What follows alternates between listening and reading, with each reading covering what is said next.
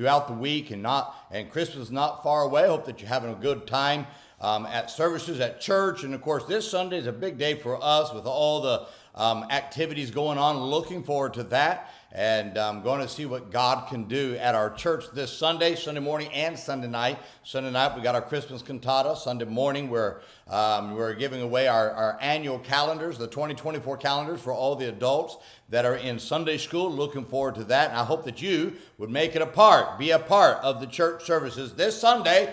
And wherever you are, but if you're in the Oklahoma City area, you're more than welcome to come and visit us. We're looking forward to seeing what God can do in our services this Sunday. Well, today I want to talk about you're not a savings account. In Hebrews chapter 4, in verse 16, the scripture says, "Let us therefore come boldly into the throne of grace, that we may obtain mercy and find grace to help in time of need." Now, when I was a boy, my parents encouraged and allowed me to open a savings account to save money for later use. Now, the purpose of that savings account was in some ways a very selfish purpose.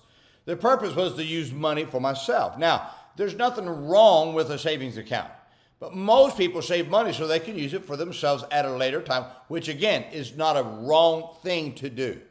But God never meant for anything that He gives us to go into a spiritual savings account. God intended for His children to be conduits of everything that He gives to them to help others.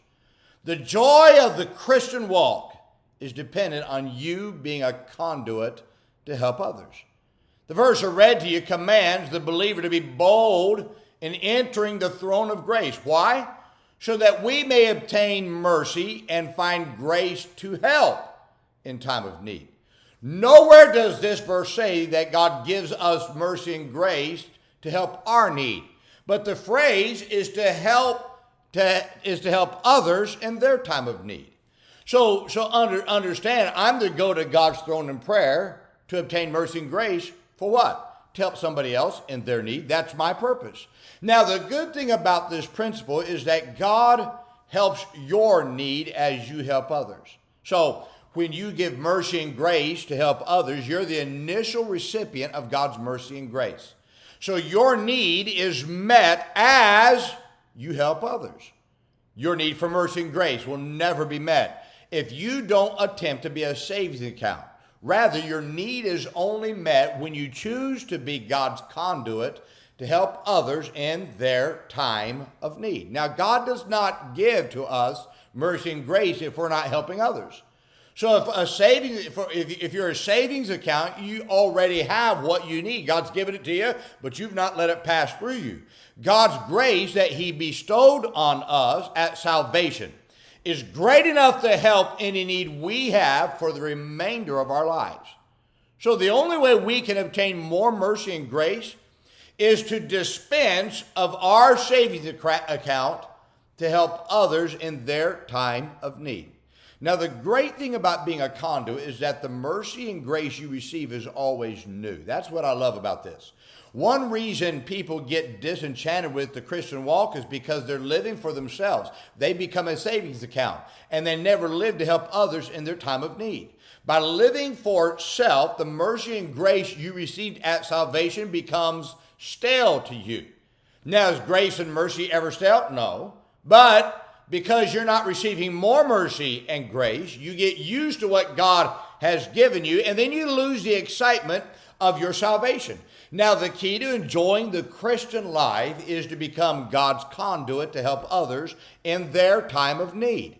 When you see that God used you to help others, it makes the Christian life exciting because God poured His grace and mercy through you as you are God's conduit.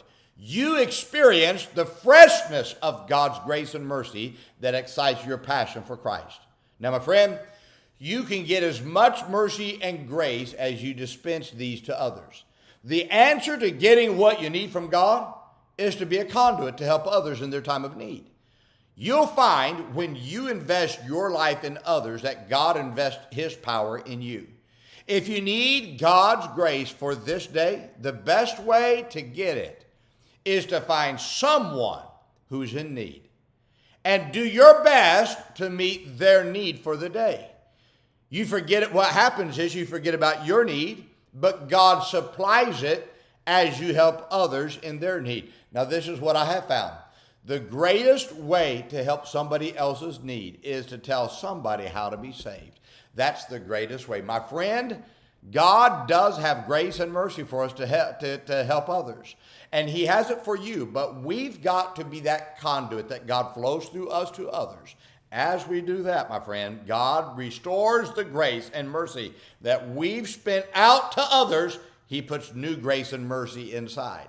Get this now, he doesn't have to resave us because we're already saved. But the grace that God gave me at salvation and the mercy God showed at salvation can constantly be renewed by being a conduit to share that grace and mercy with others. Therefore, God gives me what I need as it passes through me. Well, I hope this is a help to you today as we think about this verse here. Now, let's remember today, be good to everyone. Everyone's having a tough time.